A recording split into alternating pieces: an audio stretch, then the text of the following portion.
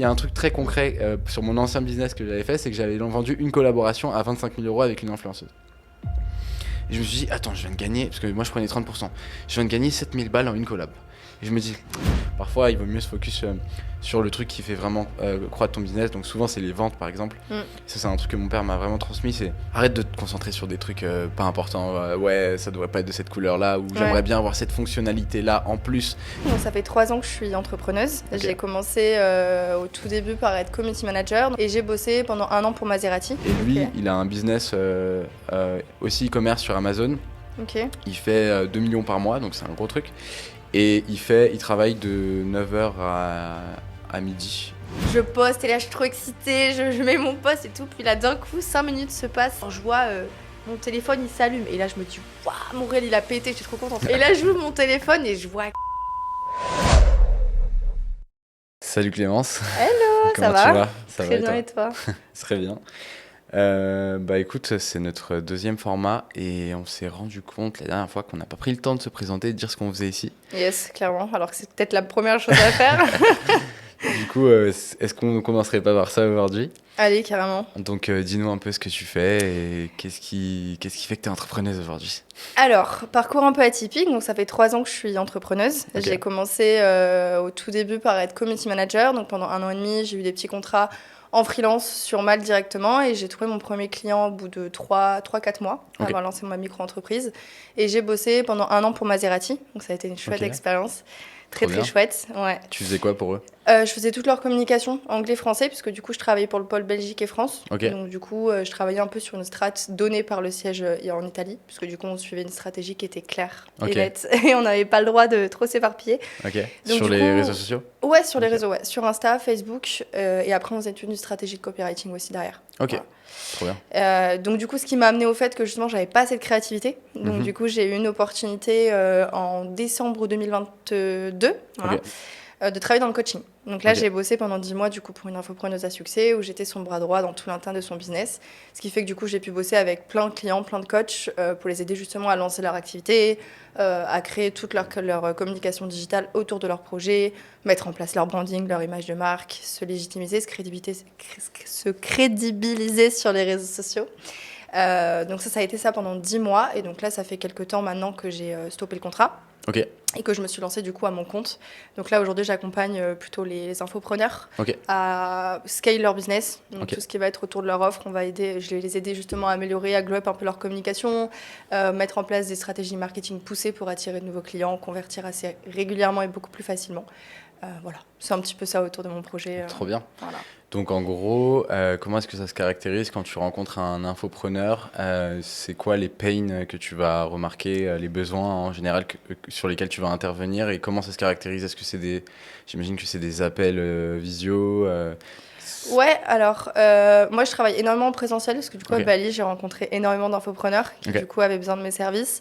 Donc c'est vrai que c'est assez cool parce que c'est du travail en digital mais j'ai aussi un travail en présentiel avec eux. Donc ça c'est chouette, ça va avoir du contact. C'est beaucoup mieux, ouais. Je sais pas toi mais moi ça me manquait un petit peu au bout de 3 ans d'entrepreneuriat. J'avais besoin aussi de ce contact humain que j'avais du mal à retrouver en fait dans mes contrats précédents.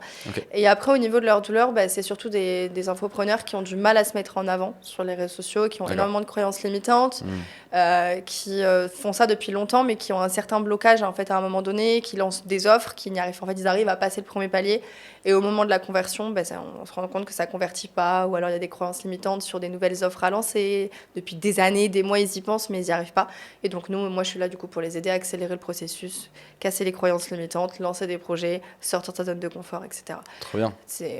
Donc tu t'es un peu servi de ce que tu avais fait avant avec la com, plus de ton expérience perso pour en faire un coaching accompagné. Carrément, parce que du coup, moi, depuis 10 mois que j'ai travaillé en coaching, j'avais cette croyance limitante que je pouvais pas moi-même ouvrir mon propre accompagnement, tu vois. Donc, en fait, j'ai passé ces barrières-là.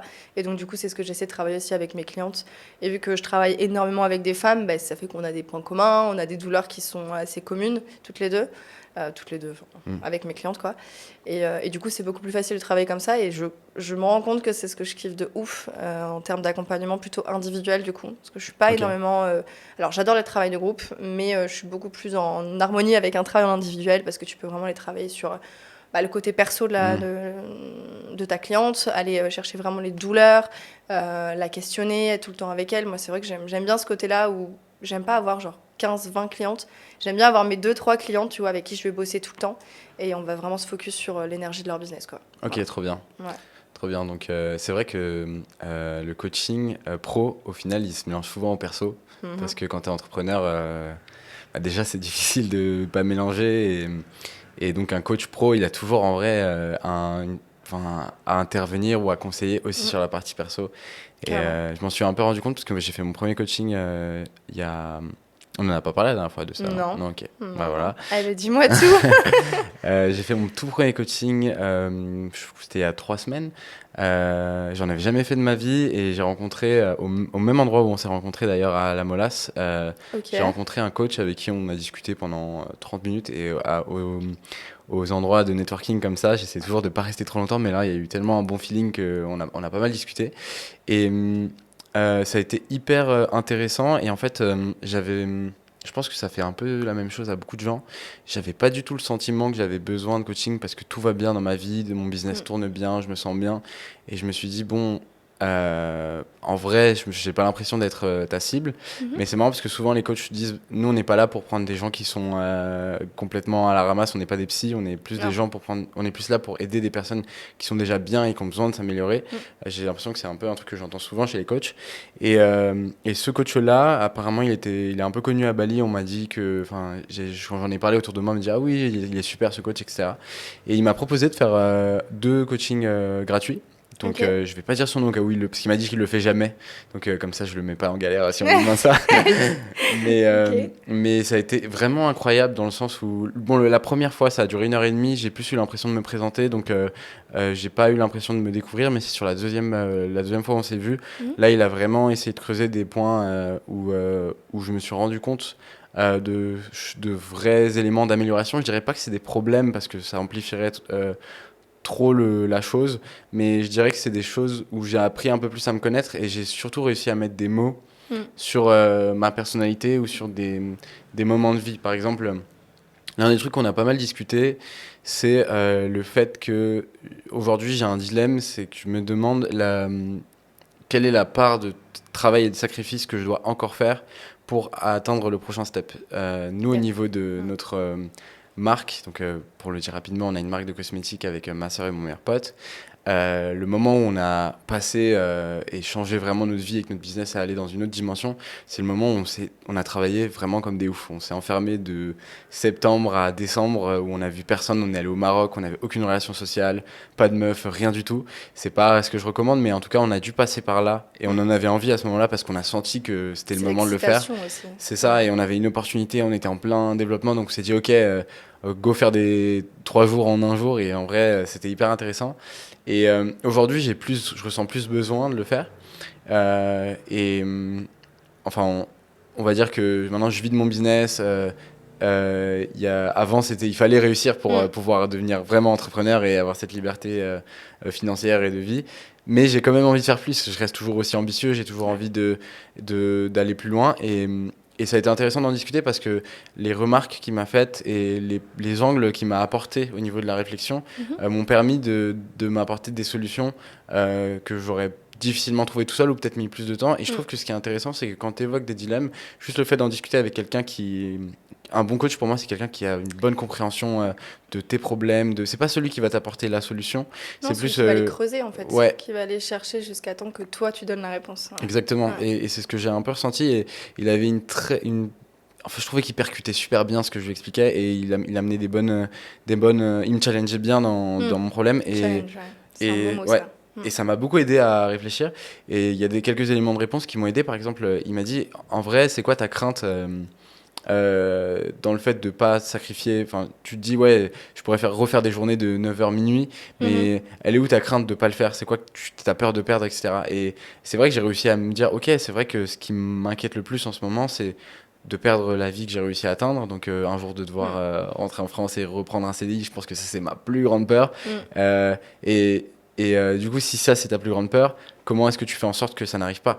Et parfois, c'est pas juste scale ton business, parfois c'est le sécuriser. Et comment est-ce que tu peux le sécuriser? Et là, du coup, moi, j'avais plein d'éléments de réponse. En vrai, c'est vrai qu'il y a des moyens de sécuriser ton business, faire en Sans sorte... devoir travailler des heures en plus. Exactement. Ouais. Après, évidemment, c'était pas nouveau pour moi. Je sais que je peux déléguer et c'est des choses que je fais déjà. Aujourd'hui, je suis plus dans l'opérationnel. Avec mon meilleur pote, on peut partir 3 mois en vacances. Le business va tourner, il y aura aucun souci. Donc ça, c'est un truc dont je suis très fier.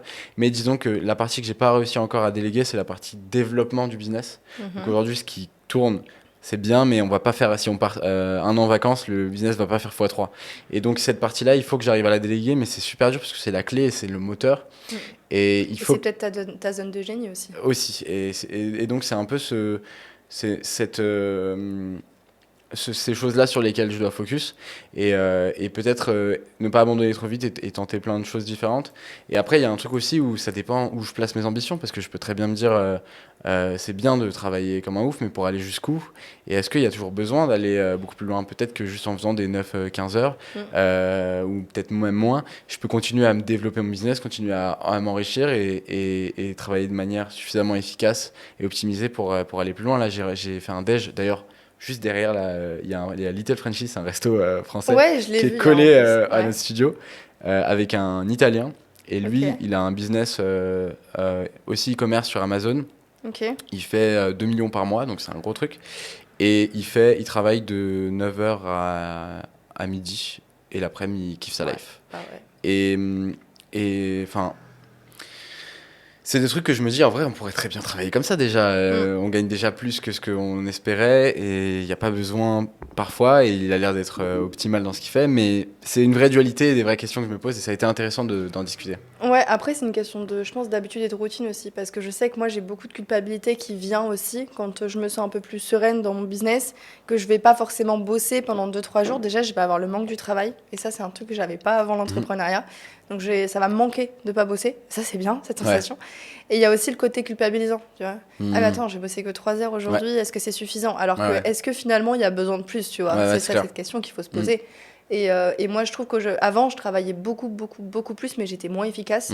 Donc je pense qu'avec le temps aussi, on apprend à optimiser, à automatiser, à rendre le processus beaucoup plus simple. Et du coup, c'est cette perte de routine où on se dit, mais attends, mais... j'ai pas bossé 3 heures aujourd'hui alors qu'avant j'en bossais 8 par jour.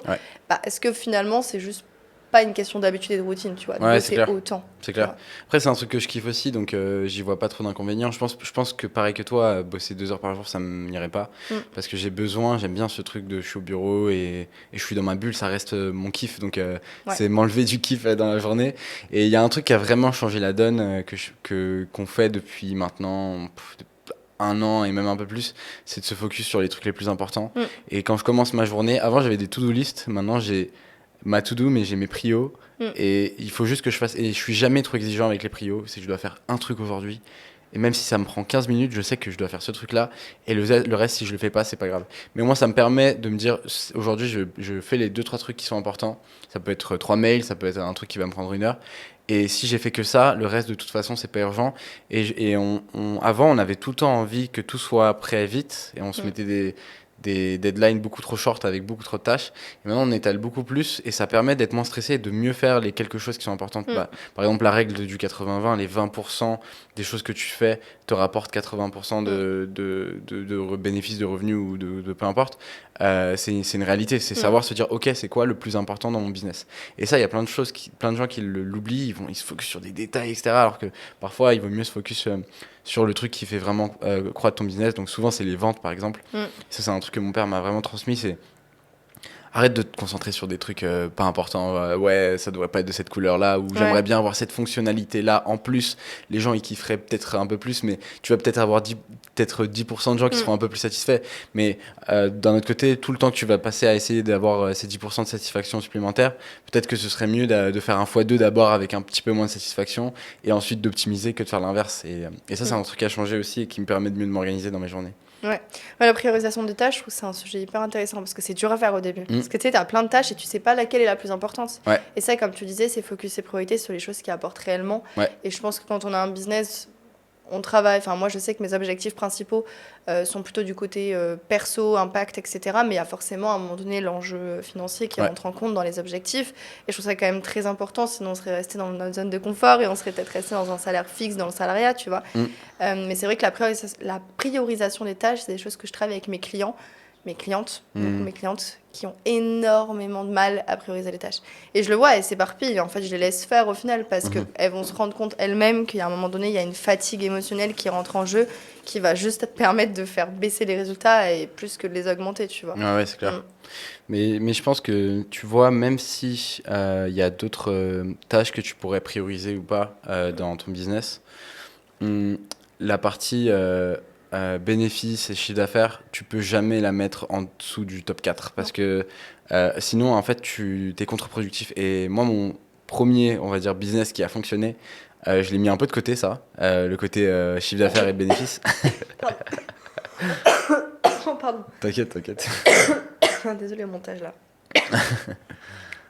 Ah, c'est rien. Du coup, on reprend. Bénéfices. Je disais avant que tu meurs, la partie chiffre d'affaires et bénéfices, t'es obligé de la mettre au moins dans ton top 4 parce que c'est un truc que moi, dont je me suis rendu compte, mon premier business, donc c'était une agence d'influence. Je gérais à peu près 12-13 influenceurs en France et au Maroc. Et ma priorité maximale, c'était leur satisfaction dans leur ensemble, c'est-à-dire avoir suffisamment que mes salariés, donc les talent managers, c'est ceux qui s'occupent c'est les agents en fait des influenceurs. Les influenceurs, donc c'était mes salariés, soient suffisamment dispo pour chacun d'entre eux et en fait il y avait une devise que je disais qui m'a un peu handicapé, c'est que je disais depuis que j'ai créé l'agence, personne n'est jamais parti parce que ça a été le cas pendant 1 an et demi. Et en fait je me suis rendu compte qu'à m'attarder à me concentrer là-dessus, je me suis trop adapté à être bien pour les influenceurs, mais j'étais plus vraiment focus rentabilité, alors que la plupart des agences, elles prennent, je sais pas, plein d'influenceurs, avec ceux avec qui ça marche, ils s'en vont ou ils restent, et tu t'en fous au final. Et peut-être que si j'avais été plus focus business, chiffre d'affaires, bénéfices, etc., j'aurais peut-être eu une qualité de service un peu moindre, mais ça aurait été beaucoup plus rentable pour moi, parce que pour être honnête, l'agence, elle a fait du chiffre d'affaires, mais ça m'a pas changé ma life. Je devais faire 150 000 euros par an et je devais gagner peut-être 1500 ou 2000 euros par mois. C'était bien, mais le problème, c'est que comme c'était pas un business scalable, il fallait que je mette d'autant plus d'énergie. Pour faire 2 fois plus, il fallait que je mette 2 fois plus d'énergie. Et ça, c'est un truc qui m'a vite saoulé, plus le côté humain, etc. Et je pense que tu vois, c'est une des raisons pour lesquelles j'ai pas réussi à faire plus, c'est que j'ai pas focus suffisamment sur chiffre d'affaires et bénéfices, et j'ai mis trop d'aspects qui allaient en contradiction avec chiffre d'affaires et bénéfices en top 1 de mes objectifs en tant que boîte. Et à un moment, quand tu crées une boîte, ton objectif c'est de faire de l'argent. Donc il faut que tes objectifs autres que monétaires soient bien alignés et qu'il n'y ait aucun truc qui peut être contradictoire avec ça. Ouais, complètement. Mais un truc, ça me fait penser que moi, c'est sûr qu'un objectif numéro 1, c'est pas le CA.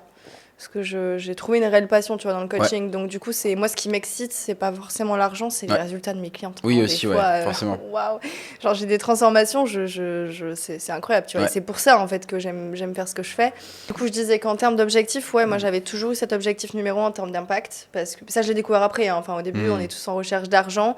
Et justement, par rapport à ça, moi, je l'ai remarqué dans des périodes assez creuses de mon business. Quand tu sais, tu es vachement en recherche d'argent, tu te dis, attends, comment je vais faire? Tu as trouvé une stratégie marketing, tu dis, OK, là, il faut que je fasse un nouveau lancement. Il faut que je reparte sur une toute nouvelle stratégie sur les réseaux. Il faut que j'aille bombarder sur TikTok, alors que je n'ai jamais fait TikTok. Et ben, je me rends compte que plus tu vas chercher l'argent, moins tu vas l'avoir. Et justement, c'est pour ça que je me suis tournée vachement sur des objectifs de satisfaction client. Parce qu'en améliorant, en faisant des refontes de mes programmes, en travaillant de nouvelles stratégies justement avec mes clients, pas forcément liées à mon business, c'est comme ça que j'ai réussi justement à gagner de l'argent. Et moi, je trouve que plus tu cherches de l'argent, moins t'en auras. Plus tu saisis les opportunités, plus tu vas arriver à avoir de l'argent, parce que c'est au final ça, tu vois, qui va te faire grandir dans ton business. C'est les opportunités, plus que des nouvelles stratégies que tu vas mettre en place, qui sont assez lambda, tu vois, au final. C'est vrai, je suis à moitié d'accord dans le sens où moi, du coup, Alors, c'est très personnel. Hein, non, mais de toute façon, c'est aussi le but de partager nos avis, et c'est bien si de temps en temps, on n'est pas totalement d'accord. au niveau de, enfin la manière dont tu le partages, moi je l'ai catégorisé un peu comme ça au niveau de mon business. Il y a la partie acquisition et la partie fidélisation. Et en gros, la qualité de ton produit ou ton service fait partie de la partie fidélisation. Et la partie acquisition, elle est un peu liée à la fidélisation dans le sens où plus ton produit ou ton service est bien, plus tu as des bons testimonials, plus ça peut entre guillemets aussi aider ton acquisition parce que bouche à oreille et tout le reste. Et aussi, ça te donne confiance parce que tu sais que quand tu as un bon produit ou un bon service, t'es tellement à l'aise pour le vendre dans ta partie acquisition. Donc, hyper important. Et c'est super bien ce que tu dis dans le sens où je veux m'améliorer en tant que coach. Je veux que quand je coach quelqu'un, ce soit incroyable et que je devienne limite la meilleure coach possible. Donc ça, à 100%. Après, je pense que c'est super important de bien se dire, OK, la partie acquisition et la partie fidélisation, c'est deux domaines différents. Et c'est pour ça souvent que quand tu regardes dans des sociétés de sales, il y a le sales, c'est-à-dire celui qui va close le deal, qui va juste penser à faire plus d'argent, et l'autre, et la partie product ou service, où là, tu as toute la structure qui va regarder comment fidéliser, l'account manager, etc. L'amélioration de la satisfaction client. Exactement. Et c'est souvent dissocié, et c'est pas pour rien, parce que, parce que la difficulté, c'est que quand tu es tout seul et que tu es à ton compte, gérer la partie acquisition, et si imaginons qu'elle se développe, du coup tu dois faire beaucoup de closing, etc., ça va forcément impacter la partie de qualité de ton produit parce que tu auras moins de temps pour la développer. Donc c'est important de trouver des solutions de dissociation et de se dire, tu peux te focus que sur la partie produit ou service, ça peut te permettre d'avoir de plus en plus d'acquisitions, mais ce sera toujours quand même un rythme limité et tu pourras jamais faire un x4 en peu de temps, ou difficilement. Ou alors tu coaches quelqu'un qui est super connu et qui te fait exploser, mais tu vois ce que je veux dire. Ça me donne un exemple, ma mère et mon père par exemple. Ma mère, elle est cuisiniste, donc son métier c'est si tu as envie de changer ta cuisine, elle va venir, elle va te proposer des modèles, elle va te faire les plans, elle va les installer, etc. Et mon père, il a une marque de cosmétiques aussi. Mon père, il a eu jusqu'à 200 salariés. Ma mère, solopreneur, elle a toujours fait toute seule. Elle a eu des intérims et un salarié pour installer, mais jamais développer. J'ai toujours dit à ma mère, mais viens, on fait des has, on fait péter le truc, etc. Et tout, parce que elle, c'est son acquisition. L'excité, c'est. Ouais, c'est ça. Son acquisition, c'est 100% du bouche à oreille. Elle a jamais fait la moindre communication. On lui a fait un Instagram il y a 1 an. Ça lui a rapporté quelques clients, mais ça a toujours été un peu ce que tu disais. Le bouche à oreille, le réseau, quoi. Le bouche à oreille, du coup, une qualité de service qui lui permettait. Ce qui est bien, c'est qu'elle a toujours très bien travaillé, parce qu'elle elle fait des très bonnes cuisines, ma mère. Mais ça, forcément, moi, c'est toujours frustrant. Je me disais, mais tu t'es grave, tout le monde est trop content de tes cuisines, parce qu'en plus, c'est marrant, parce qu'elle en a fait beaucoup, du coup, dans la région où on vit. Donc, ma mère est super connue quand, des fois, je vais chez des gens que je connais pas. Attends, t'es pas le fils de Petra, c'est vrai, elle a fait ma cuisine. Donc, ce truc-là, je m'étais toujours dit, il suffit de mettre un peu de com', t'as un service incroyable. Mais elle le voyait pas comme ça parce que elle était super à l'aise avec son niveau de business et c'était super convenable pour elle. Et c'est vrai qu'après, quand tu commences à scale, tu rentres dans une autre forme de business où tu dois faire du management et c'est plus la même chose. Et elle, ça lui correspond pas et elle s'en est vite rendu compte. Et c'est un truc que je respecte et que j'ai compris après en fait. Mais du coup, quand même, elle a jamais fait des millions, tu vois. Contrairement à moi. Parce qu'elle a pas délégué. Exactement. Et ça, c'est un vrai choix. Et je pense qu'il n'y a pas de bonne décision à prendre. Il faut juste en être conscient. Et si ton objectif, c'est de scale et d'avancer, dans ce cas-là, ta partie acquisition, il faut que tu trouves un moyen pour que qu'il y ait quelqu'un qui réfléchisse à faire plus de chiffres et qu'il y voit aucune contradiction et qu'il y voit aucune limite. C'est-à-dire, si c'est toi-même qui gères la partie service, t'arriveras jamais à aller au-dessus de tes limites, enfin difficilement, parce que tu vas dire oh mais j'aurai jamais le temps de caler autant de coaching, j'aurai jamais le temps. Tu vois ce que je veux dire? Alors que si t'as quelqu'un qui a aucune limite et on lui dit ce mois-ci tu fais x3 parce que de l'autre côté il y a 10 coachs que tu peux recruter, là il va réfléchir différemment. Nous on a eu le même effet avec notre marque. La première fois qu'on a voulu commander du stock, j'ai dit à mon père tu peux m'envoyer 100 de chaque? Il m'a appelé, je lui ai envoyé ça sur WhatsApp, il m'a appelé, il m'a dit comment ça 100 de chaque? Mais tu veux jouer ou quoi? Je vais t'envoyer des quantités. Je sais pas combien il m'a envoyé 1000 de chaque, donc 10 fois plus, t'imagines? Et tu viens de commencer un business, t'as pas envie d'avoir 1000 produits sur le dos. Bon, ce qui est bien, c'est qu'il m'a dit tu me paieras plus tard, donc ça m'a mis moins de pression. Et au final, on a mis les choses en place pour en vendre 1000 et pas pour en vendre 100. Et on les a vendus en 1 mois. Donc ça a été Et c'est grâce à cette leçon qu'il m'a donnée, tu vois. Parce que quand je faisais mon marketing, je me disais j'en ai 1000 à vendre. Et c'est un peu la même chose pour toi. Quand tu fais ton marketing, imagine À un moment, il y a peut-être un truc qui va prendre.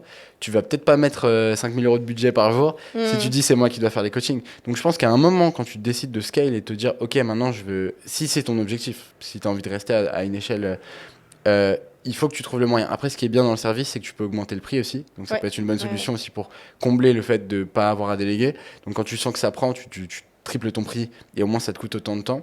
Ça peut être une idée. Mais être conscient de tout ça pour pouvoir bien l'adapter. Ouais, carrément. Mais c'est un truc que je fais avec mes clients parce que moi, pour le coup, j'aime bien me focus sur ma zone de génie. Quand je me forme énormément sur les autres, tu sais, au début, comme tout le monde, je pense, on a un manque de légitimité. Tu vois, par exemple, avant, j'étais très mauvaise en closing. C'est quelque chose que j'ai énormément travaillé cette année. C'était pour plein de choses, tu vois, plein de croyances limitantes en termes de est-ce que je vais réussir à contrer les objections, est-ce que je vais vraiment réussir à trouver le problème douloureux du client pendant l'appel. C'est du direct, en vrai, c'est pas donné à tout le monde. Moi, je trouve pas que ce soit un talent, je pense justement que ça s'apprend, tu vois. Et donc, cette année, j'avais cette méga croyance limitante que jamais je pourrais faire du closing, que j'étais trop naze en vente, que j'étais une mauvaise commerciale et tout. Et en fait, je me suis formée il y a pas longtemps. Et donc, du coup, là, ça fait maintenant, depuis le 8 septembre que je me forme. Okay. Donc, on est, je sais pas, on est en novembre, quelque Trop chose bien. comme ça, donc 2 mois. Et donc là, je commence tous mes premiers closes, tu vois. Ok. Et je me suis rendu compte d'un truc, c'est que j'avais toujours cette croyance de me dire, je vais toujours déléguer la partie vente parce que je sais pas faire, tu vois. Ouais. Et du coup, la satisfaction de se dire, déjà, quand tu commences à te former, c'est bien parce que du coup, tu vas pouvoir le faire. Ouais. Mais du coup, je vais pouvoir après former mes propres équipes, tu vois. Donc ça, moi, c'est plus en termes de vision. C'est juste que là, à l'heure actuelle, j'ai pas cette vision-là parce que, si tu veux, c'est ce qui se passe actuellement dans mon business. Je travaille en individuel, donc il n'y a pas forcément ce moyen de déléguer, ou en tout cas plus difficilement. Oui. Et puis, j'ai que 2-3 clientes, tu vois, et ça me suffit complètement. Parce que du coup, comme je te dis, moi, j'aime bien me focus sur un business et donner à fond sur un business, 2-3 grand maximum. Parce que du coup, je peux mettre mes efforts et ça me permet de tester des stratégies que moi-même, après, je vais pouvoir inclure dans mes programmes signature et premium que je vais lancer en janvier, février de 2025, tu vois. Okay. Mais oui, bien sûr, bien évidemment qu'on veut scaler l'activité ici, et à un moment donné, on va se développer sur plusieurs pôles, quoi. Les ventes, l'acquisition, comme tu disais très bien, avec la satisfaction client, etc., bien sûr. Ouais, c'est clair. Et ce qui est bien, c'est que dans ton business, tu peux augmenter ton prix, tout simplement. Parce que plus tu apportes de la valeur et plus tu es demandé, c'est normal que le prix soit... Le coach que j'ai vu, il commence pas avant 5 000 balles et ça va jusqu'à 50 000. Donc, c'est, je pense, l'objectif pour tout coach à un moment que son temps soit plus valuable. Donc, Oui, clairement. Et c'est pour ça d'ailleurs que j'ai commencé par les coachings individuels. Parce que du coup, les coachings individuels, vu que c'est de l'individuel, tu travailles plus en profondeur sur les problèmes douloureux de tes clients et tu vas plus loin dans une stratégie. Tu peux mettre en place plus rapidement. Et du coup, tu as forcément des résultats qui sont beaucoup plus élevés, tu vois. Parce que c'est vraiment de l'individuel pour le coup. Et ça, je le vois avec ma cliente, là, avec qui je bosse depuis tout juste 3 semaines. On a eu des résultats de ouf, on vient de lancer sa nouvelle offre, une toute petite offre en plus, c'était une offre test. On a eu des super résultats et c'est ce que tu disais un petit peu tout à l'heure, tu vois, de ton papa. Toi, tu disais, je vais commander 100 produits. Lui, il en vend 1000, c'est exactement ce qu'on a fait. C'est qu'elle, elle voulait par exemple 50 personnes intéressées pour son offre. Et moi, je lui avais dit, non, on en aura 100, tu vois. Et du coup, on a misé tous nos efforts sur ce truc-là d'avoir 100 candidatures et au final, on a eu 115, voilà. Trop bien. Donc, on était trop contente, tu vois. On s'est dit, en fait, c'est ça, t'as la réalité, donc ta vision réelle de ce que tu veux avoir, et après t'as ta vision un peu dream, tu vois, où tu dis c'est vraiment là où j'ai envie d'être, et il n'y a rien qui est impossible en fait, Carrément. au final. Rien. Alors, si tu mets le bon process en place, les bonnes actions, avec de la régularité, de la motivation, des bonnes techniques, ça peut se faire tout seul, quoi. Ouais, c'est clair. Il y a un exercice qu'on a fait il n'y a pas longtemps qui nous a pas mal aidé, c'était sur un podcast que j'avais vu, je crois que c'est Yomi qui en parlait ou un truc comme ça. C'est tu te mets pendant 1 heure dans une situation fictive, c'est-à-dire tu te dis, par exemple, tu dis si jamais j'arrive pas à faire tant, c'est-à-dire des objectifs que tu n'as jamais atteints, il va se passer quelque chose de très embêtant. Et il faut que ce soit un peu extrême et tu essaies de convaincre ton cerveau. Évidemment, tu es conscient que c'est pas vrai, mais nous, ce qu'on a fait, c'est ok, si le mois prochain on fait pas 1 million d'euros, toute notre famille va mourir. Bon, évidemment, on n'est pas arrivé. On n'est pas arrivé à penser ça, mais au final, l'objectif, c'était de se dire qu'est-ce qu'on mettrait en place pour faire 1 million d'euros en 1 mois. Et en fait, on se rend compte que la stratégie, elle est complètement différente. Parce que là, si je te dis, tu dois faire, j'en sais rien, une échelle, tu dois faire 50 000 euros le mois prochain. Je te dis, c'est ça ou tu meurs. Ton cerveau va développer des possibilités ou des solutions que tu n'aurais jamais envisagées. Et peut-être que c'est les solutions clés. Peut-être que tu vas te dire, je vais aller cibler des gens qui ont plus d'argent et je vais me convaincre moi-même que je suis légitime de les coacher et je vais y aller. Et au pire, s'ils sont pas contents, je leur rends leur argent, mais je vais essayer. Et je vais faire des coachings à 5 000 balles et on va voir ce qui se passe. Et tu vois, nous, ça a été pareil. On s'est dit, on va aller prendre des influenceuses super chères, on va mettre 5000 euros d'ads par jour, on va faire ci, on a imaginé plein de stratégies qu'on n'avait jamais imaginées. Et en fait, certaines choses qu'on a mis en place, qui sont plus grandes, et ont fonctionné et ont changé la donne et nous ont permis d'atteindre des nouveaux steps, tu vois. Et j'ai trouvé cet exercice hyper intéressant parce que tu changes carrément d'échelle et t'arrêtes de te dire je vais faire. Et c'est pas grave si les objectifs que tu te donnes ne sont pas atteints. C'est juste qu'est-ce que tu vas mettre en place pour essayer de les atteindre. Et en changeant le scale, tu te rends compte que peut-être parfois tu fais un petit peu trop petit. Et il y a un truc très concret sur mon ancien business que j'avais fait, c'est que j'avais vendu une collaboration à 25 000 euros avec une influenceuse. Et je me suis dit, attends, je viens de gagner, parce que moi je prenais 30%, je viens de gagner 7000 balles en une collab. Et je me dis. Lunaire. Et je me dis, mais pourquoi je me casse la tête? Normalement, en moyenne, je gagne 300-400 euros par collab, parce que c'était des collabs à 1000, 1500, 2000 sur la plupart des créateurs de contenu sur lesquels je bossais. Donc je gagnais entre 300 et 1000 euros. Je me dis, je viens de gagner 7000, donc en vrai, j'ai besoin d'en faire. Si je pourrais faire le business tout seul, j'aurais une collab par mois et je gagnerais 7000 par mois. Pourquoi je ne ferais pas que ça? Sauf que j'étais tellement pris par l'image que je voulais donner à mon business, c'est-à-dire accompagner des talents, etc., que j'ai laissé de côté la partie bénéfice. Alors que ça se trouve, si j'avais focus que ce type de talent, parce que c'était une youtubeuse qui avait plus d'1 million d'abonnés sur YouTube, si j'avais focus que ce type de talent, je gagnerais peut-être 40-50 000 euros par mois aujourd'hui, tu vois. Et j'ai pas su réussir à comprendre ça assez tôt et je l'ai compris plus tard. Mais du coup, ça a été une bonne leçon après coup d'y repenser. Et j'ai réussi à le faire, tu vois. Ouais, il est où le truc pourquoi est-ce que je ne l'ai pas fait 10 fois? Parce que j'ai jamais mis d'énergie là-dedans. Ça m'est un peu tombé dessus parce que j'ai eu une marque et j'ai contacté... mes équipes ont contacté une youtubeuse un peu connue. Et au culot, on a dit 25 000 balles et c'est passé, tu vois. Mais ça se trouve, si j'avais fait ça 100 fois, j'en aurais eu 15 et tu vois, ça suffisait. Donc tu vois, ce truc de temps en temps changer un peu de scale et se dire pourquoi pas essayer, ça peut vraiment faire la diff. Ouais, mais ça c'est intéressant parce que c'est assez personnel à chacun, parce qu'il y a des gens ça me fait un peu penser dans le côté de ce que tu disais tout à l'heure là sur le fait que tu te fixes un objectif avec qui tout double, genre en mode ce que tu disais, genre le mois prochain je gagne 1 million d'euros, sinon toute ma famille meurt, tu vois. Ouais. C'est lunaire, mais en vrai, moi ça me fait penser un peu à un travail sous pression, tu vois, c'est le travail de la pression. Ouais. Moi je suis de ouf comme ça. Okay. Genre ma cliente, tu vois, il y a une semaine, m'annonce, je sais pas, elle s'est réveillée un matin, elle m'a dit Clémence, faut que je lance un programme le 2 décembre, tu vois. Okay. Et j'étais là, mais meuf, on est mi-novembre, on n'a pas fait de teasing, on n'a pas envoyé les mails, on n'a pas fait ci, on n'a pas fait ça, la communication, comment on va faire, faut tout qu'on réadapte sur LinkedIn, etc., machin. Et en fait, on s'est regardé, on a fait, mais meuf, c'est incroyable, vas-y, go, on y va. Et ça nous a excité de ouf. Et au final, on a eu 115 candidatures. Là, je me retrouve à closer avec elle toute la semaine, justement, pour aller discuter avec les prospects, voir si les prospects sont intéressants.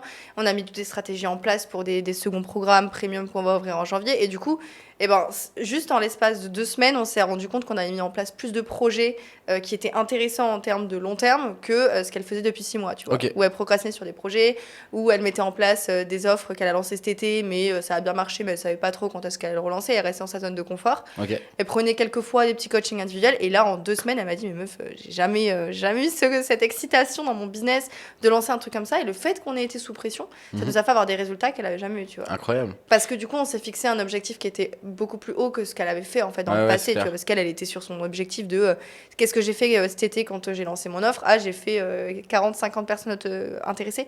Bon, ben là, je vais juste rajouter 10 personnes intéressées, 60, c'est une bonne moyenne, tu vois. Okay. Je dis, mais meuf, on va à plus de 100, c'est sûr, tu vois. C'est mort, on n'est pas en dessous de 100. Et quand je me suis réveillée ce matin, parce que du coup, c'était le dernier jour des candidatures, j'ai vu 115, j'ai fait non, incroyable, tu vois. Et c'est là où je me suis rendu compte que sous pression, moi, je travaillais beaucoup mieux, parce que du coup, il y a la pression des résultats, de la réussite. Alors, moi, je dédramatise énormément aussi ce côté, si tu n'y arrives pas, tu n'y arrives pas. Tu vois, genre, c'est pas, il n'y a pas mort d'homme, c'est chiant pour l'ego, c'est chiant pour tout ce que tu as mis en place, mais ça t'apprend toujours quelque chose, tu vois. Par exemple, là, comme tu le sais, comme tu as dû le voir, probablement, je lance dans un challenge, je vais avoir plus de 10 000 abonnés avant fin 2024, du coup. Malgré toutes les péripéties qu'il arrive depuis quelques temps, je sais que probablement sur certains réseaux, je ne vais pas forcément réussir à l'atteindre. Tu as des réseaux qui sont plus compliqués en termes de visibilité, acquérir 10 000 followers. J'essaie de dramatiser en me disant, je vais tester les stratégies. Ça se trouve, je vais trouver une stratégie incroyable pour TikTok. Ma stratégie Insta, je vais la changer. Je vais trouver des variantes qui vont être cool. Et puis à un moment donné, ça va exploser. Peut-être que LinkedIn, en fait, j'étais trop restée dans ma zone de confort depuis quelques temps. Et donc là, je vais essayer de partir sur un ton un peu plus provoquant, etc. peut-être que je vais trouver des choses. Et en fait, ça t'apprend toujours, même si l'objectif n'est pas atteint, Ouais. il y a forcément des résultats que tu vois pas, parce que Ouais. sur le moment, tu es en mode les 10 000, les 10 000, les 10 000, mais Ouais, en c'est fait, clair. tu vois pas que ton engagement, tes impressions, Ouais. tes commentaires, ils augmentent, les messages en privé, les demandes, les gens qui s'intéressent à toi, etc. Et en fait, c'est plein de trucs derrière où tu dis, bah, en fait, pourquoi est-ce que je vais me baser sur cet échec-là, Ouais. alors que j'en retire pas du positif. Après, je pense que c'est valable dans tous les aspects de notre vie, pas que dans le business. Carrément. Voilà. C'est quoi le proverbe viser la lune pour terminer dans les étoiles? Exactement, c'est ça. Oui, c'est Donc ça. même si tu finis pas au final là où tu voulais, c'est pas grave. Au final, ça sera peut-être plus tard, mais comme tu as dit, t'en tires plein de bonnes choses. Et l'important, c'est ce que tu mets en place pour essayer de le faire.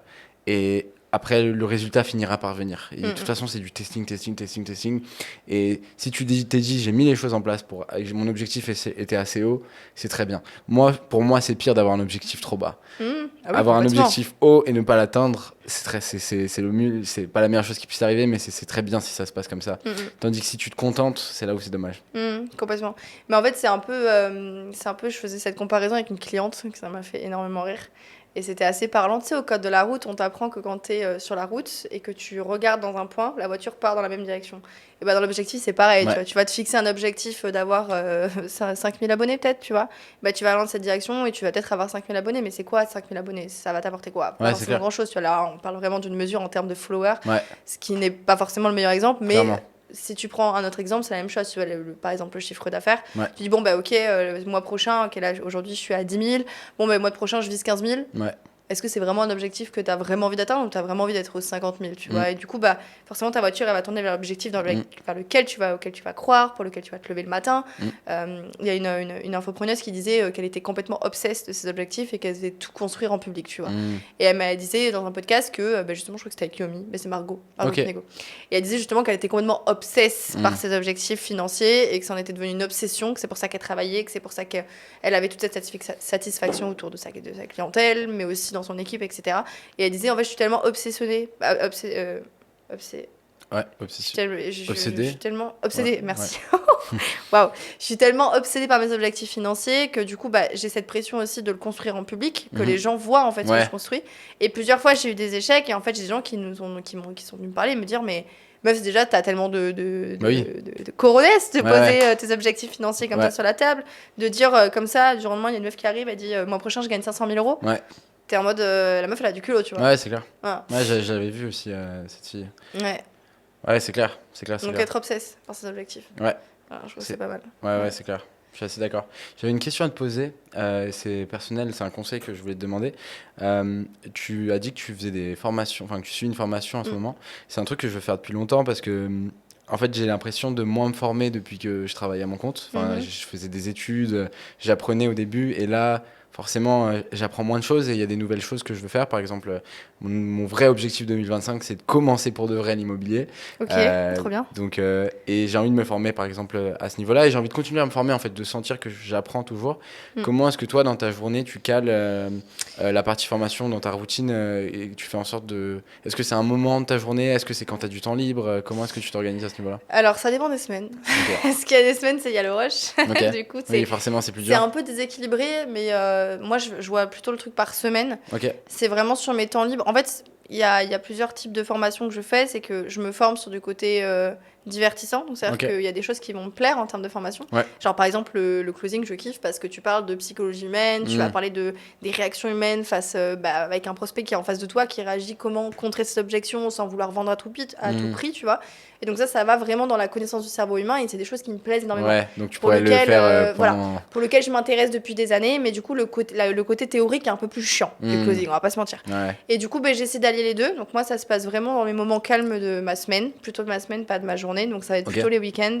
Donc par exemple, tu vois, à Bali, je suis à un beach club, j'ai pas envie d'aller à la piscine, j'ai envie de bronzer, je vais me foutre un podcast dans les oreilles, je vais mettre ma formation, la faire tourner et c'est comme ça que je vais m'y intéresser. Et après, en second temps, je regarde toujours les vidéos parce que du coup, t'as après en closing, c'est important de voir la posture, de voir comment la personne va s'exprimer, de voir les micro-expressions, etc. Et du coup, après, je regarde les vidéos. Mais en fait, c'est vraiment, je me prends pas la tête par rapport à ça parce que je me forme H24. Donc, j'ai aussi mon copain qui me force tous les matins. Avec ChatGPT, il a mis en place, il va me tuer si je le dis. Il a mis en place une routine. Genre, tous les matins, on doit apprendre une langue. Donc, on doit apprendre des mots dans une langue. Bon, du coup, t'as bien compris, c'est le Bahasa, du coup, ici, en Indonésie, quoi. Après, on se forme dans tout ce qui va être un peu la science des nouveautés, etc. Et après, on va se former sur tout ce qui est le côté actualité, des choses à savoir, etc. en termes de culture. Donc ça, c'est des choses qu'on a mis en place.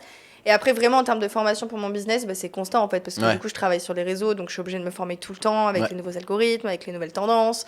Après, je vais me former tout le temps en copywriting parce que je suis sans arrêt. En fait, la formation, pour moi, c'est pas forcément acheter un contenu, investir et le prendre, c'est vraiment au quotidien ce que tu vois. Par exemple, je suis abonnée à des centaines de newsletters et du coup, pour moi, ça, c'est de la formation parce que du coup, le copywriting, je le fais tout le temps avec mes clients, mais forcément, il y a un moment donné, il y a une limite, il y a des choses qui changent, il y a des tendances aussi dans les écritures, dans les trucs un peu plus provocants, des gens qui vont lancer, par exemple, des choses en décembre, tu as plein de choses à mettre en place en termes de marketing en décembre, tu vois.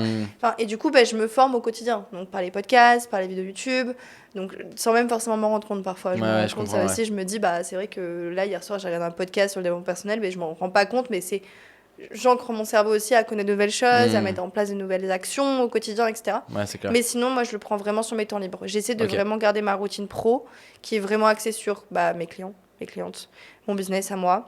Et après, sur mes temps perso, j'essaie d'amener ça un peu le côté ludique, parce que j'avoue que...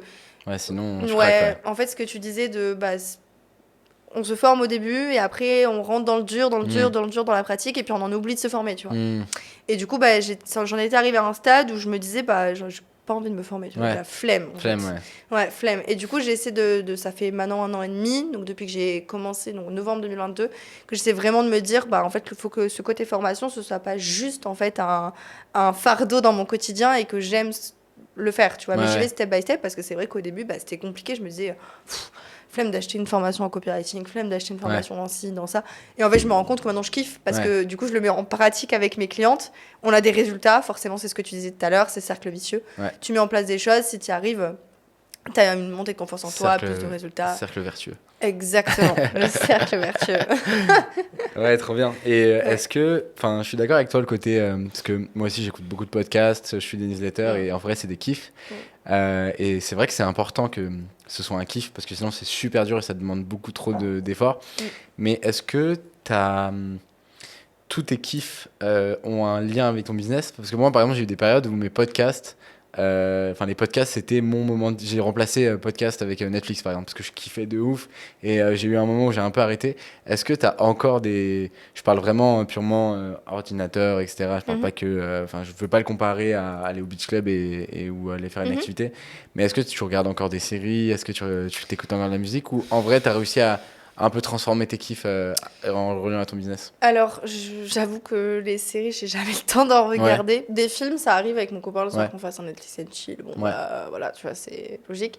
Par contre, des séries, non. Très longtemps, je parle des séries. Oui, donc ton temps libre, en vrai, il y a que les moments où je vais prendre l'avion, genre un grand voyage, que je vais me télécharger une grande série. Du coup, je vais la regarder pendant le voyage et je vais la finir après, parce que du coup, t'as envie de savoir la fin quand même. Mais sinon, là, tu vois, depuis que je suis revenue à Bali en octobre, j'ai pas regardé une seule série. Non, du tout. Mais ça, c'est un point commun avec plein d'entrepreneurs, c'est qu'ils se rendent... on s'en rend même pas compte. On n'a jamais le temps de regarder des séries. Non, j'ai jamais le temps. Que je fasse quoi? Déjà, en fait, c'est trop dangereux la série, parce que tu regardes si elle est bien faite. Tu vois, moi, je me rappelle de The Walking Dead. J'étais complètement matrixée. Genre, l'épisode se terminait, je pouvais pas ne pas regarder le suivant, tu vois. Ça, et c'est grave dangereux, parce que du coup, tard et tu te dis, vas-y, là, je vais mettre un petit épisode devant le repas, tu vois. C'est mort après, c'est mort. C'est t'es là, t'es endormi, t'es dans ta série, t'es comme encore qui, tu sais plus quoi faire, t'as les yeux, t'as envie de dormir. Moi, j'ai un truc où je me dis, alors, c'est pas un très bon conseil pour tous les entrepreneurs qui débutent, ou en tout cas ceux qui sont dans une phase où ils sont excités par leur business, mais moi je sais que j'aime bien être focus. Genre, c'est pas je vais bosser 1 heure dans la journée, puis je vais chiller un peu, puis je vais rebosser 1 heure. Moi j'aime bien être focus genre pendant 4, 5, 6 heures d'un coup, et après je vais chiller. Genre, je suis pas capable de. J'ai des potes. Reprendre, impossible. Je vois des potes, elles me font des micro-siestes le midi. Je dis, mais les gars, comment vous faites pour vous réveiller et regarder des séries le midi et tout? Moi c'est impossible. Donc non, je regarde plus du tout de séries. Je regarde beaucoup de vidéos YouTube, énormément. Je me suis laissée un peu avoir par les shorts aussi à un moment donné, que j'ai essayé de couper un peu aussi parce que je me suis rendu compte que mon cerveau gérait plus les infos, dangereux. Et après, ouais, j'aime bien les formats longs sur YouTube. Alors, bien évidemment, je regarde des trucs divertissants, je regarde pas que des podcasts, je vais pas mentir. J'aime beaucoup regarder des vidéos d'influenceurs, des vidéos. Alors, je suis une fille, donc j'aime beaucoup les trucs aussi en mode les daily vlog routine, machin. Enfin, j'aime beaucoup ce genre de contenu aussi. Mais les podcasts, moi, je préfère les écouter déjà en vidéo. Je suis pas très fan juste de l'audio. Alors, je suis très visuelle, ça a toujours été ça dans toute ma pratique. Donc moi j'écoute énormément de podcasts, mais du coup je les regarde en vidéo. Donc c'est format long YouTube. Pareil en vrai. Ouais. Moi c'est pareil. J'ai du mal avec le fait de... Tu vois, je vais aller cuisiner, puis je vais me mettre un podcast dans les oreilles, ça me saoule. Genre, en fait, je définis par décrocher, genre. Moi, j'ai besoin de l'image. Ouais, moi, je préfère l'image aussi. Après, en vrai, je fais tout le temps un truc à côté, donc je suis pas tout le temps focus sur l'image. Mais de temps en temps, j'aime bien, quand il se passe un truc, regarder. Donc, un peu comme toi. Mais ouais, c'est intéressant, pour moi, c'est un point commun que je vois souvent. Nous, on est un peu retrouvés dans les séries avec mon meilleur pote dernièrement. Et je pense que ça a un peu affecté ma... Productivité ? Ouais, pas ma productivité, mais je m'informe moins, du coup, je me forme moins et m'informe moins qu'avant. Parce que, en fait, mon temps de podcast et mon temps de Netflix, il est grave en compétition, parce que c'est mon temps libre, en fait. Et là, je viens de finir une série, donc là, je me dis, ok. C'est quoi la série que tu regardes ? J'ai regardé La Cage. Enfin, en vrai, j'en ai regardé plein des courtes, là. J'ai regardé Loup-garou sur Canal+. Ah oui, ça c'était incroyable. Tout le monde en a parlé, mais j'ai pas vu. C'est incroyable. Pour ceux qui l'ont pas vu, c'est un loup-garou, un vrai loup-garou. Ça a été fait par Fari et Panayotis. Et en gros, ils ont pris les règles du loup-garou et ils l'ont fait pour de vrai. Ils ont mis des petites maisons dans une forêt. Et ils vivent, quand par exemple le village s'endort, ils vont vraiment dormir.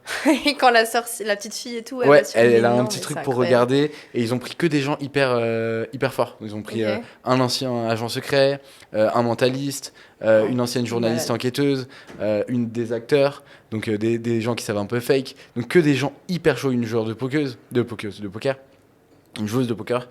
Et en plus, le petit bonus, la petite cerise du truc, c'est que c'est Mister V qui fait la voix off. Ah oui, ça j'ai entendu. Mais ça c'est énorme. Franchement, à chaque épisode, il y a 3 ou 4 fois, j'explose de rire, il est tellement drôle ce type.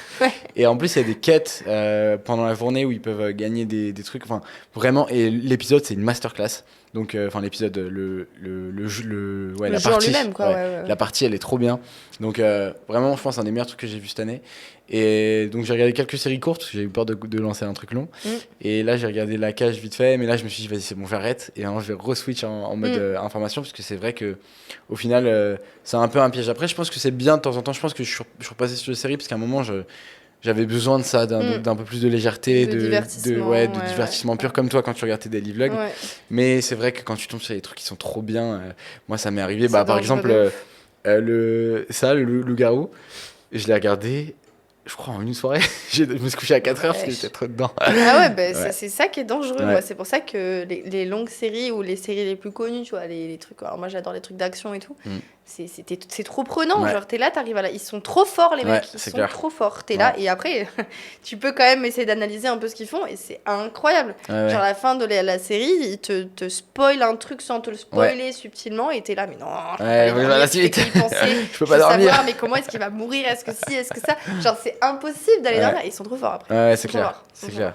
Et surtout, quand t'es entrepreneur. Je pense que même c'est le cas pour tout le monde, mais je pense que ça doit bien marcher aussi pour les entrepreneurs, c'est que t'as ce truc t'as envie tu sais, t'as envie de cocher la case ou de finir, c'est un truc en général qui fait bien partie de toi. Donc en vrai, c'est encore pire pour nous dans le sens où on est en mode non, il faut que je finisse, il faut que je sache, etc. Et ça te. Complètement. De ouf. Ouais, trop bien. Je voulais te parler d'un truc, donc tu as dit que tu avais des objectifs cette année au niveau de ton compte Instagram. Et tu t'es mis, tu as dit que tu avais eu des petits accidents, donc j'en ai été témoin. Et voilà, je voulais savoir un petit peu ce qui s'était passé, comment est-ce que tu le vivais, qu'est-ce que tu fais parce que j'imagine que ça t'affecte un peu négativement, qu'est-ce que tu fais pour gérer ça, te dire ok, c'est pas grave. Et ouais, qu'est-ce qui se passe déjà? Je voulais savoir un peu plus, quoi. Ok. Mais on va partir sur une story time hyper alléchante. Du coup, j'ai quelqu'un qui essaie de nuire à ma visibilité. Donc, en fait, pour t'expliquer très rapidement, très brièvement, il y a une semaine, donc j'ai été en conflit du coup avec une ancienne cliente qui du coup m'a jamais payé. Et du jour au lendemain, je me fais bloquer. Mais comme ça, du jour au lendemain, je me dis ok, c'est-à-dire why not? Bloqué sur les réseaux, WhatsApp, partout. de partout. Ok. Voilà. Je me dis, ok, bizarre. Mais bon, why not? Après, les gens sont aigris. Voilà. Et en fait, si tu veux, je poste un réel. Ça faisait genre 6 jours, même pas, que j'avais commencé du coup mon challenge. Ouais. Je poste et là, je suis trop excitée. Je mets mon post et tout. Puis là, d'un coup, 5 minutes se passent, 5-10 minutes au moment où j'ai posté. Et là, d'un coup, genre, je vois mon téléphone, il s'allume. Et là, je me dis, waouh, mon réel, il a pété. Je suis trop contente. J'étais là, putain, c'est incroyable. Et là, j'ouvre mon téléphone et je vois que des faux comptes. Mais je te jure, que des faux comptes. Mais genre des comptes vraiment sans photo de profil avec des numéros, des href, numéro, tiré, point, horrible. Fake, quoi. Non, mais du fake. Et là, je regarde mon copain, je panique, je lui dis, attends, mais il se passe quoi? Il me dit, vas-y, dédramatise, c'est juste un réel et tout. Je dis, bon, ok, why not? Je dramatise la situation, je prends les choses de positif. Puis le lendemain, je me réveille et j'ai pris genre 300 abonnés dans la nuit. Je me dis, mais lunaire le truc. Et je vois, encore une fois, que des followers, mais des faux followers. Pareil. Je me dis, bon, ok, c'est pas grave. Donc là, je commence à avoir un bad parce que je me dis, bizarre. Mais de là, je prends les choses assez bien. Enfin, en tout cas, mon copain m'enclenche dans le côté positif. Arrête d'être mal. Te mets pas mal pour ça. Tu vas y arriver et tout. Ouais, c'est clair. Donc, je fais un gros travail aussi sur moi de prendre les choses positivement. Même si la situation dans le passé avec mon ancienne cliente m'a énormément affectée. Donc, du coup, bah, forcément, c'est hop. Tu as une deuxième étape où tu dis putain, c'est pas possible. Laisse-moi tranquille. Tu vois. Et en fait, donc, c'est repassé des jours. Et donc, là, dès que je postais un réel, 1000 likes, mais genre perte de crédibilité de ouf, parce que tout le monde me disait, mais Clem, c'est incroyable, t'as 1000 likes. Mais les gars, j'ai 300 vues et 1000 likes. Est-ce que vous vous rendez compte de la perte de crédibilité que c'est? Genre, les gens, ils arrivent sur mon compte, ils allaient se foutre de notre gueule, tu vois. Et donc là, ça a commencé un peu plus. Je suis entrée dans une phase d'énervement, tu vois. Je me suis dit, pourquoi faire, tu vois. Enfin, je veux dire, il y a un moment donné, quand tu passes un certain step dans le business, donc c'est quelqu'un qui générait déjà plus de 30 000 balles, genre, occupe-toi de ton business, essaie de le faire scaler, essaie de t'en occuper et laisse-moi faire mes projets toute seule, tu vois. Et en fait, j'ai trouvé qu'il y avait une haine et donc du coup qui m'est vraiment rentrée dans mon corps, c'était horrible. Et j'avais vraiment cette haine de me dire mais pourquoi tu fais ça? Genre pourquoi? C'est même pas pourquoi moi, je m'en fous, je suis pas là à me poser en position de victime, genre c'est vraiment de l'incompréhension. Moi, je serais jamais capable d'essayer de nuire à quelqu'un comme ça, jamais de ma vie, jamais. Donc après ça, j'ai contacté le support Instagram. Donc après ça, du coup, j'ai pas eu de réponse. Donc, sous les conseils de je ne sais combien de personnes, j'ai donc pris la vérification. J'ai demandé la certification Instagram que j'ai pris. Et donc, du coup, depuis, je suis en échange tous les jours régulièrement avec le service client qui, du coup, m'a confirmé un achat de followers et de likes de la part d'un tiers. Donc, qui peut très bien être moi d'ailleurs, à part ça. Mais donc, moi, j'ai bien confirmé, etc. Donc, ça, j'engage vraiment à le faire auprès de tout le monde. Genre, si vous avez des problèmes, que vous avez quelqu'un qui essaie de nuire à votre visibilité, qui vous achète des followers, des likes, etc., prenez la certification et je vous assure que vous aurez un service client au top du top. C'est et donc, bon ça, ils me répondent à la minute. Alors, ça t'ouvre un chat assistance en direct et genre ils te mettent à un agent qui se présente, etc., ils te posent des questions et c'est pas les trucs automatiques où ça te fait en mode répondre à une question, je peux pas vous aider quoi. Non, là c'est vraiment développé, ok, envoyez-moi des screenshots de ci, de ça, etc. Donc j'ai commencé à montrer, donc elle me dit, elle me rassure sur le fait que vous inquiétez pas, au vu du statut de votre compte, on a mis en place une démarche aussi administrative là-dedans pour que ils puissent retracer un petit peu, voir si c'est moi, de quelle adresse IP. En tous les cas, j'en aurai jamais de nouvelles. Elle a bien dit parce que c'est interdit de donner une adresse IP à quelqu'un. Mais elle m'a dit voilà, votre visibilité, elle sera jamais entachée pour l'instant, en tout cas.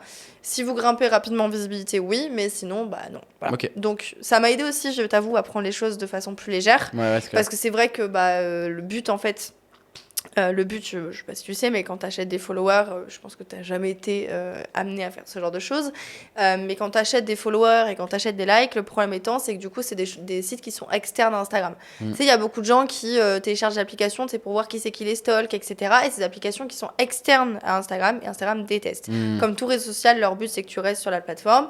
Donc, à partir du moment où tu mets un lien qui renvoie à un autre truc, machin, ou que tu utilises une plateforme pour essayer de faire grandir ta visibilité, forcément, qu'est-ce qui se passe? Tu t'es dans le viseur d'Instagram et à un moment donné, ils te font baisser ta visibilité, même si les likes et les chiffres augmentent. C'est pour ça que c'est pas important de dire que ok, il y a une fille, elle a 33K sur Insta, toi t'en as 500, ça veut pas dire qu'elle en a 33K, tu vois, peut-être qu'elle en a acheté 30 justement et qu'elle en avait que 3000, tu vois.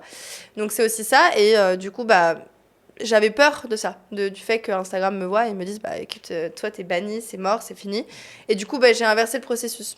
Et là, j'ai décidé que de toute façon, je vais me servir de cette personne qui veut me nuire pour essayer de grimper. Ouais, c'est clair. Après, je pense que tu vois, il y a des points pour vraiment aller sur le côté technique de ça, où déjà les gens en général ils font pas trop gaffe en vrai si un tel ou un tel. Après, si vraiment tu trouves que c'est trop flagrant, tu peux toujours masquer les likes en vrai. Et tu sais que en vrai, il y a un côté où tu sais, le like attire le like. Donc quand tu vois un Reels, tu vois jamais les vues. Pour voir les vues, il faut que tu ailles sur le profil, tu ailles sur Reels et tu regardes. Et personne fait ça. Personne fait ça, en vrai. Enfin, il y a quelques personnes qui vont vérifier. C'est vrai que toi, t'es coach, donc il y a ce truc où est-ce que c'est une mytho ou pas. Donc ça peut un peu jouer. Mais si tu le partages et que tu le dis souvent, et que tu le tournes un peu en dérision, les gens, ils vont le comprendre, ils vont se dire, bon, bah, tant pis. Mais ça peut... Enfin, c'est pas l'objectif, mais peut-être qu'il y a des gens qui vont voir 1000 likes, qui vont du coup un peu plus s'intéresser à toi, vont ensuite voir que tu dis ouais, il y a quelqu'un qui like tous mes trucs et tant pis, je m'en fous.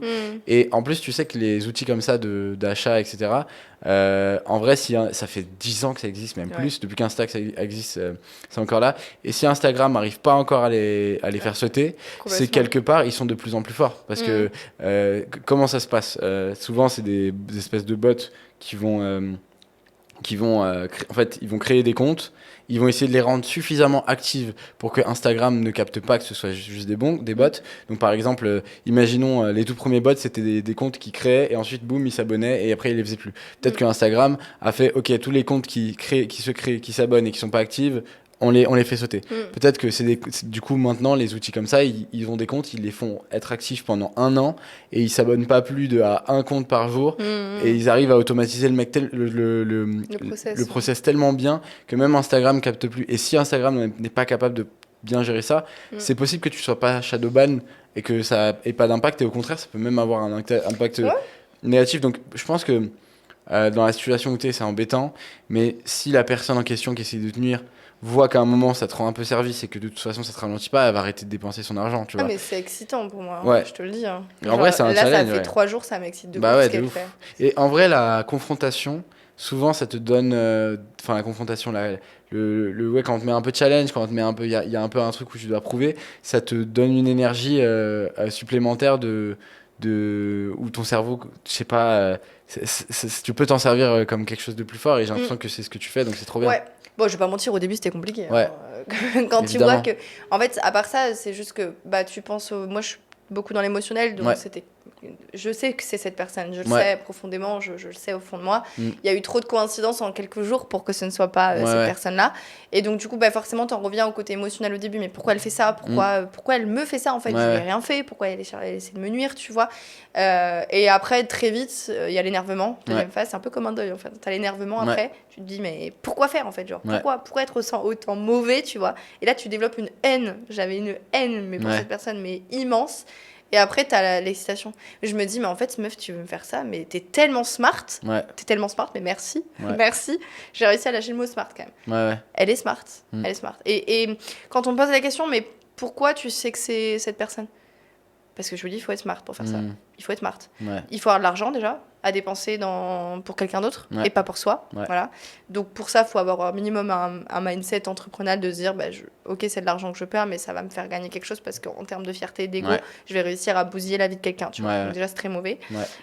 Et en plus, il faut être smart, il faut être dans le milieu pour savoir que tu peux probablement niquer la visibilité ou la crédibilité d'un ou d'une coach pour faire ça. Parce que tout le monde me dit, mais qu'est-ce que t'en sais, c'est pas tes ex qui t'ont fait ça. Mais ils sont pas assez smart pour ça, mes ex. Ils sont pas assez smart. Les pauvres. Vraiment pas. Oui, bon, ils se prennent une balle perdue, mais en même temps, c'est vrai, tu vois. Donc, c'est ce truc-là. Et en vrai, je le prends positivement, aussi grâce à mon entourage, qui me force aussi à le prendre positivement. Donc, il m'engage à ça. Ça y fait beaucoup aussi. Mais parce que, en fait, je me dis, ok, tu veux m'acheter des likes, écoute, je vais continuer mes contenus. Et puis, au pire, dépense ton argent dans le vide, tu vois. C'est déjà de l'argent déjà que tu me devais. Donc, si tu préfères l'utiliser pour ma visibilité, écoute, why not ? Pourquoi pas ? On peut peut-être se faire un truc entre toi et moi, tu vois. Donc, non, mais après, c'est juste que ce qui m'a fait chier, c'est qu'en fait, mon challenge, c'était un challenge en organique. Et j'ai pas envie d'acheter des likes, j'ai pas envie d'acheter des followers parce que je dois atteindre les 10K, tu vois. Moi, mon objectif, il est organique. Je suis là pour tester une stratégie. C'est pas juste parce que j'ai envie d'avoir 10K sur Insta, c'est parce que j'ai vraiment envie de tester une stratégie que je vais pouvoir après appliquer dans mes programmes de formation premium et signature que je vais mettre en place en 2025. Et donc, du coup, forcément, je teste un petit peu toutes les plateformes. Ok, en tant que coach, où est-ce que je peux attirer ma cible ? Est-ce que ça va être plus TikTok, LinkedIn, Instagram ? Ça m'a permis de tester plein de trucs. Et donc, j'ai eu à ce moment donné où je me suis dit, bah, est-ce que c'est pas une perte aussi de légitimité, où je me dis, bah, est-ce que les gens, ils vont toujours se dire, ouais, elle a réussi son challenge alors qu'elle a eu des achats de followers et de likes, tu vois. Mais c'était une croyance que j'avais au début, honnêtement, voilà, c'est 100% réglé. Et justement, je te dis, là, j'ai une excitation. Je pense que tout ce qu'elle m'a fait, donc depuis la rupture du contrat, donc ce que j'ai raconté un petit peu précédemment, ça m'a donné la rage, je te jure. J'ai jamais eu tant la rage de tout démonter. Déjà parce que je trouve ça très très mauvais aujourd'hui.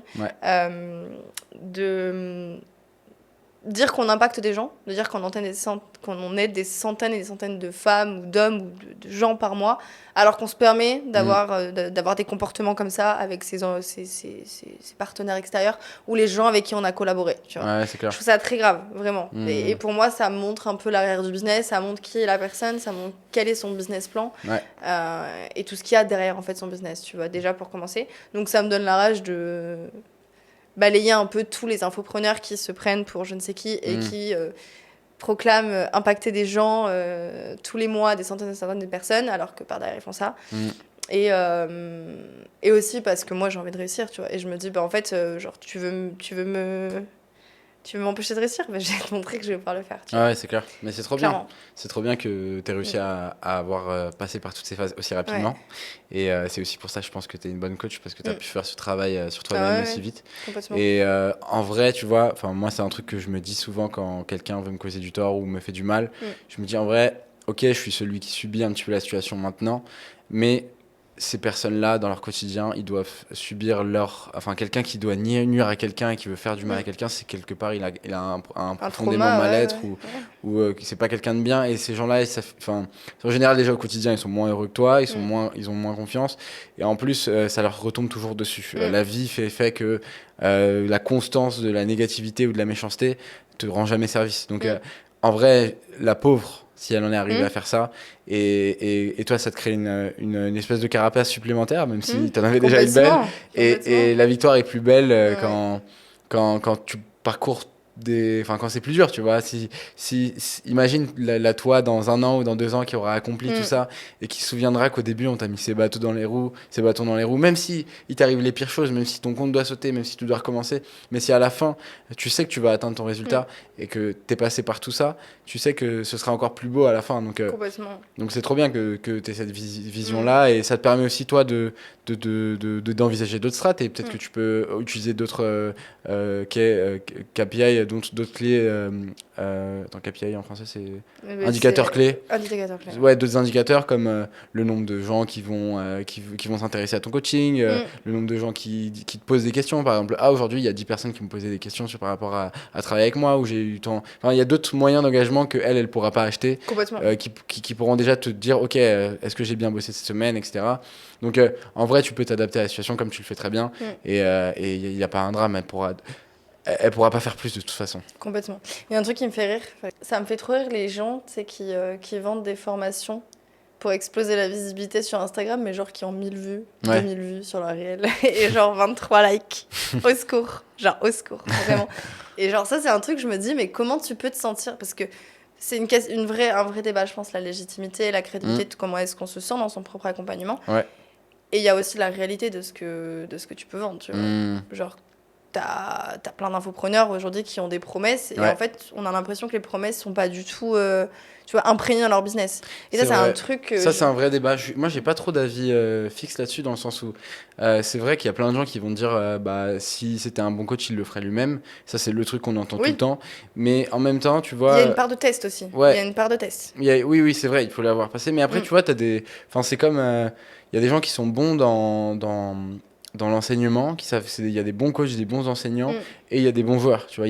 Complètement. Et je pense, du coup, il y a un espèce d'équilibre à trouver où tu peux ne pas réussir. Tu ne peux ne pas être le meilleur joueur, mais tu peux quand même être un bon coach et réussir à tirer le meilleur des bons joueurs.